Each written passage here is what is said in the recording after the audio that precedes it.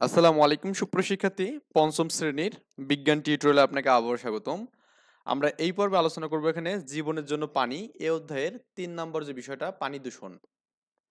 তো পানি কিভাবে দূষণ হয় আমরা কিন্তু অনেকে জানি যে আমরা অনেক সময় পুকুরের মধ্যে গরু ছাগলকে গোসল করাই তারপরে তাই না? তারপরে পানিতে অনেক কীটনাশক মিশে আসে বৃষ্টির কারণে। এভাবে কিন্তু পানি দূষণ হয়। তো বলা হচ্ছে প্রাকৃতিক পানিতে বিভিন্ন ক্ষতিকারক পদার্থ মিশে পানি দূষিত হয়। পানি দূষণে জীবের জন্য ক্ষতিকর এখানে। এটা আমরা জানি যে পানি দূষণের ফলে কিন্তু পুকুরের মাছ মারা যায়। ওকে? অনেক রোগ সৃষ্টি হয় মাছের মধ্যে। পানি দূষণের কারণগুলো কি? এটা আমাদের খুবই ইম্পোর্টেন্ট। পানি দূষণের কারণগুলো কি? মানুষের কর্মকাণ্ড পানি দূষণের প্রধান কারণ এখানে। ওকে? মানুষের মাধ্যমে কিন্তু পানি দূষণ মেইনলি হচ্ছে এখানে। কৃষিকাজে ব্যবহৃত কীটনাশক, কলকারখানার রাসায়নিক দ্রব্য, গৃহস্থলীর বর্জ্যের মাধ্যমে পানি দূষিত হয়।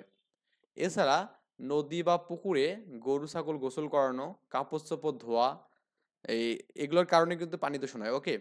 পলিথিন ও প্লাস্টিক জাতীয় সামগ্রী পানিতে ফেলার কারণেও পানি দূষণ হয়। তার মানে এই ঘটনাগুলোর জন্য পানি দূষণ হয় এখানে। ওকে? তো এই পানি দূষণের প্রভাবে আমাদের কি হচ্ছে একটু দেখি আমরা। পানি দূষণের ফলে জলজ প্রাণীরা কিন্তু মারা যাচ্ছে। অনেক বড়, বড় মাছ মারা যাচ্ছে। ওকে? এবং জলজ খাদ্য শৃঙ্খলের ব্যাঘাত মানে জলের যে আমাদের খাদ্যটা আছে এখানে জিও প্লাঙ্কটন, তো এই জিও প্লাঙ্কটন কিন্তু কি ক্ষতিগ্রস্ত হয়েছে। এই দূষণের প্রভাবে মানুষের উপর পড়ছে। দূষিত পানি পান করে মানুষের টাইফয়েড, হ্যাঁ, ডায়রিয়া বা কলেরার মতো পানিবাহিত রোগ কিন্তু হচ্ছে এখানে। তো আসতে পারে যে নিচের কোনটি পানিবাহিত রোগ? আপনি অ্যান্সার দেবো কি টাইফয়েড অথবা ডায়রিয়া অথবা কি কলেরা। ওকে? আমরা কিভাবে পানি দূষণ প্রতিরোধ করা যায়? এটা মানে পরীক্ষা আসতে পারে এখানে যে আমরা এটা দেব। কৃষিতে কীটনাশক ও রাসায়নিক সারের ব্যবহার কমিয়ে আমরা পানি দূষণ করতে পারি। এছাড়াও রান্নাঘরের ও টয়লেটের বজ্র নিষ্কাশন, আহ, নালার এবং কি তেল না ফেলে দূষণ রোধ করতে পারি এখানে। পুকুর, নদী, হ্রদ কিংবা সাগরের ময়লা আবর্জনা না ফেলে পানি দূষণ কমাতে পারি। সমুদ্র সৈকতে পড়ে থাকা ময়লা এবং খাল বিল কিংবা নদীতে ভাসমান ময়লা আবর্জনা কুড়িয়ে আমরা পানি পরিষ্কার করে রাখতে পারি। ওকে? সমুদ্রের আশপাশে যে আমাদের এখানে ময়লাগুলো আছে ওগুলো কিন্তু আমরা পরিষ্কার করে কিন্তু এই কাজগুলো করতে পারি। আমরা কিভাবে পানি দূষণ প্রতিরোধ করতে পারি? পানি দূষণ প্রতিরোধের জন্য করণীয় কি কি আমরা খাতায় লিখি। তো এই যে এটাই লিখে দেবেন এখানে। এই পানি দূষণের জন্য আমাদের প্রতিরোধের জন্য যে যেভাবে করবো আমরা এটা লিখে দিলে কিন্তু হয়ে যাবে। ওকে? এরপরে সহপাঠীর সাথে আলোচনা করে কাজটা করতে বলছে এখানে। হুম। যে আমরা দুইজন একে অপরের সাথে কথাবার্তা বলে এটা করবো আর কি। ৪ নম্বর বলেছে নিরাপদ পানি এখানে সুস্থ থাকার জন্য শুধু উদ্ভিদ ও প্রাণী নয় মানুষেরও নিরাপদ পানির প্রয়োজন। মানে আসলে পানি আসলে খুব ইম্পর্টেন্ট লাইফে। ওকে? আমরা কিভাবে নিরাপদ পানি পেতে পারি এই কোশ্চেনের অ্যান্সারটা আমরা এখানে পরে দেখতেছি। ওকে? দেখুন আমাদের সরল ছাঁকুনি দেওয়া আছে এখানে আমরা কিভাবে করতে হবে কাজটা এখানে দেওয়া আছে। কোনো পুকুর বা নদী থেকে সংগ্রহ করা ময়লা পানি, প্লাস্টিকের বোতল, পাতলা কাপড়, বালি, তো ছোট ছোট পাথরের টুকরো এবং পরিষ্কার গ্লাস নেই এখানে। ওকে? নিচে দেখানো ছাঁকনির মতো করে ছক তৈরি করি আমরা এখানে যেরকম ছাঁকনি ছক তৈরি করবো এখানে। এরপরে ৩ নম্বর বলছে এখানে দেখুন আমাদের এখানে বলছে ছাঁকনের পূর্বে, ছাঁকনের পরে, পূর্ব মানে আগে আর কি। ওকে? পুকুর বা ডোবা থেকে সংগ্রহ করা ময়লা পানি পর্যবেক্ষণ করে বাম পাশের কলামে ছবি আঁকি এখানে। ওকে? বাম পাশে এখানে আর কি।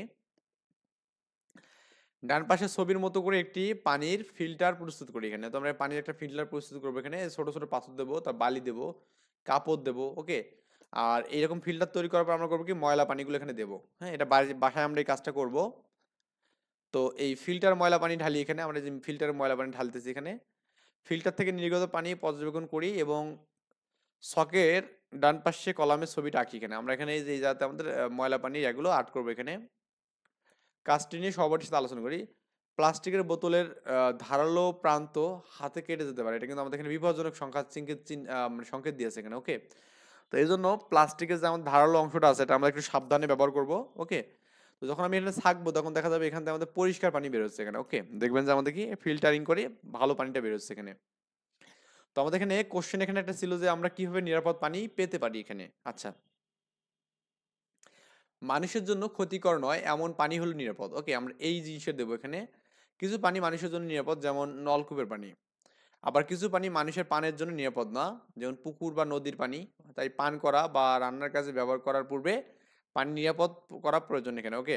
মানুষের ব্যবহারের জন্য পানিকে গ্রহণযোগ্য এবং নিরাপদ করার ব্যবস্থা হলো পানি বিশুদ্ধকরণ এখানে। আচ্ছা, তো আমরা কিভাবে করবো এখানে? তো নিচে পানি নিরাপদ করার কিছু উপায় দেওয়া আছে এখানে। তো আমরা এই উপায়গুলো এখানে আমরা লিখবো এখানে, ওকে? এই ফুটানো, থিতানো, তারপর এখানে আমাদের ছাঁকন, এই উপায়গুলো আমরা একটু জাস্ট লিখবো। যেমন আমাদের ছাঁকনি, ওই কোশ্চেনের কিন্তু অ্যান্সার এগুলো। মানে এই যে আমাদের যে কোশ্চেনটা আছে না, যে আমরা কিভাবে নিরাপদ পানি পেতে পারি, তো আমরা এখানে ছাঁকন পদ্ধতির মাধ্যমে পেতে পারি। তারপরে কি থিতানোর মাধ্যমে, ছাঁকনি দিয়ে সেকে পানি পরিষ্কার করার প্রক্রিয়া ছাঁকন প্রক্রিয়া, ওকে? আমরা ছাঁকনি যখন ছাঁকবো, পাতলা কাপড় বা ছাঁকনি দিয়ে সেকে পানি পরিষ্কার করা যায়। তবে এই প্রক্রিয়ায় প্রাপ্ত পানি পরিষ্কার হলেও তা জীবাণুমুক্ত নয়। তাই নিরাপদ পানির জন্য আমাদের পানিকে ফুটাইয়ে জীবাণুমুক্ত করতে হবে, মানে তাপ দিয়ে আর কি, ওকে? থিতানো, তার বলছে থিতানো। হুম একটি কলস বা একটা পাত্রে নদী বা পুকুরের পানি নিয়ে দেই। এই যে আমাদের এখানে এই যে পাত্রে দিলাম এখানে, কিছুক্ষণ পর দেখা যাবে পাত্রের তলালি জমা হয়ে গেছে, ওখানে উপরের অংশে পানি পরিষ্কার হয়েছে, মানে দেখা যাচ্ছে থিতানো, মানে পানিটা নিচে জমা হয়ে যায়, বালিগুলো কিন্তু পানির নিচে পড়ে যায়, ওকে? একটু সাদা গ্লাস নিয়ে দেখবেন, ময়লাযুক্ত পানি রাখবেন, দেখবেন যে কিছুক্ষণ পর আমাদের ময়লাগুলো পানির নিচে চলে গেছে, ওকে? পানিতে থাকা ময়লা যেমন বালি, হ্যাঁ, কাদা ইত্যাদি সরানোর এই প্রক্রিয়া হচ্ছে থিতানো। এখানে দেখবেন যে এখান থেকে আমাদের এখানে পানিটা সরাচ্ছি আমরা। এরপর হচ্ছে ফুটানো বলছে। পানি জীবাণুমুক্ত করার একটি ভালো উপায় হচ্ছে ফুটানো, এটা খুব বেস্ট ওয়ে এখানে।